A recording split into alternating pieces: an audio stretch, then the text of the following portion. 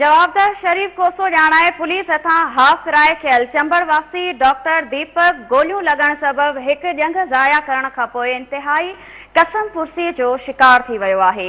हाण त डॉक्टर जी ॿी जंग बि नासूर बणिजी वई आहे। हाण डॉक्टर खे सिर्फ़ इंसाफ़ ई न मिलियो आहे पर उन लाइ ज़िंदगी बि ॼण बोझ बणिजी वई आहे। हू ॿिनि वेलनि जी मानी गभे लाइ परेशान आहे। हिन जी वनी ऐं ॿाड़ो मायूसी ऐं निराश जी अलामत बणिजी विया आहिनि। डॉक्टर दीपक के पुलिस हैदराबाद के फतह चौक वठां खयो हो। पुलिस जवाबदार शरीफ खोसे जी आड़ में डॉक्टर जे ॿिन्ही जंगुनि ऐं ॿाहुनि में गोलियूं हयूं।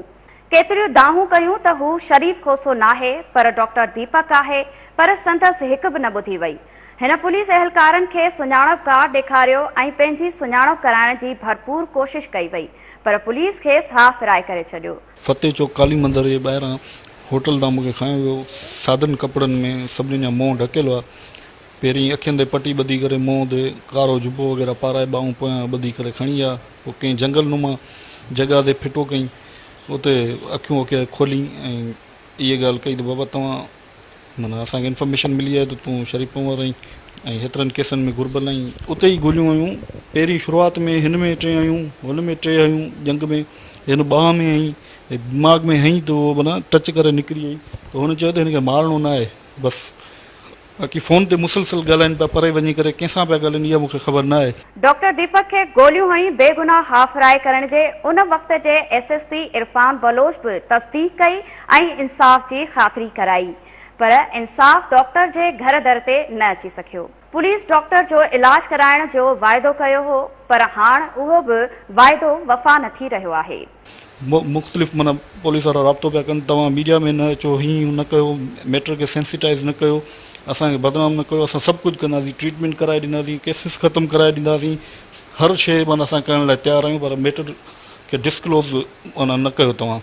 उन खां पोइ माना मीटिंग तय थी इरफान बलोच सां। उन में कुझु माना सिविल सोसाइटी जा नुमाइंदा ऐं ॿिया हुआ अदीब वग़ैरह, उन जा नाला न खणजनि, सभु मिलिया। हुन चयो त बाबा ठीकु आहे, मूंखां इहा थियो आहे, मूंखे ख़बर न हुई, मुंहिंजे इल्म में न हो।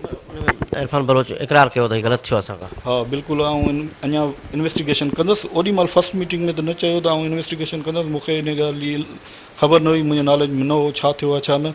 इन्वेस्टिगेशन कंदुसि, बाक़ी इलाज वग़ैरह सभु कुझु कराए ॾींदुसि। उन 2 ॾींहंनि खां पोइ मेडिकल बोर्ड विहारियो। मेडिकल बोर्ड चयो त हिते सिविल अस्पताल में या जामशोर में जो नथो इलाज थी सघे, हिनखे लियाकत नेशनल हॉस्पिटल रेफर कयो वञे। पोइ हिननि माना पैसा ॾिना, पैसा ॾेई करे असांखे राति जो संडे नाइट हुई, उन ॾींहुं पुलिस ॾिना। हा, शुरूआति में असांखे ₹1,00,000 ॾिना। शुरूआति में त तव्हां एडमिट थियो, बाक़ी जेको बि ख़र्चो आहे असां कंदासीं। उन खां पोइ लियाकत में असीं हुआसीं नेशनल में 23 ॾींहंनि में 10, 12, 13 लख रुपया मुंहिंजे ख़्याल में पाण मथे ख़र्चु आयो, सॼो हुननि ॾिनो। असां वटि माना का शइ न। हा बिल्कुलु पुलिस।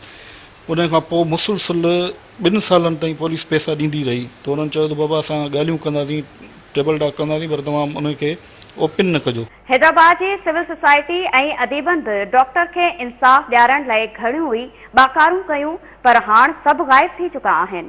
डॉक्टर कराची में इंतिहाई गुरबत जी ज़िंदगी ॻाढ़ण ते मजबूर आहे। हुन जी वनी ऐं पुट बि कंहिं इंसाफ़ न मिलण ते मायूसीअ जे वर चढ़ियल आहिनि।